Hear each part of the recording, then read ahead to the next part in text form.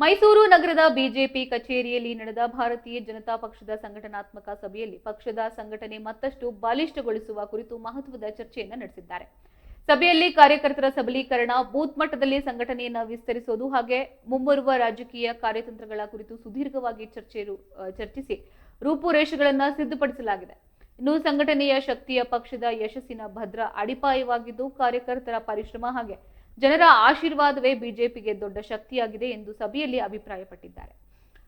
ಅಭಿವೃದ್ಧಿಗೆ, ಉತ್ತಮ ಆಡಳಿತ ಹಾಗೆ ರಾಷ್ಟ್ರ ಹಿತದ ಸಂಕಲ್ಪದೊಂದಿಗೆ ಪಕ್ಷವನ್ನು ಮತ್ತಷ್ಟು ಬಲಿಷ್ಠಗೊಳಿಸುವ ನಿಟ್ಟಿನಲ್ಲಿ ಎಲ್ಲ ಕಾರ್ಯಕರ್ತರು ಒಗ್ಗಟ್ಟಿನಿಂದ ಕಾರ್ಯನಿರ್ವಹಿಸಬೇಕು ಎಂದು ಮುಖಂಡರು ಕರೆಯನ್ನು ನೀಡಿದ್ದಾರೆ.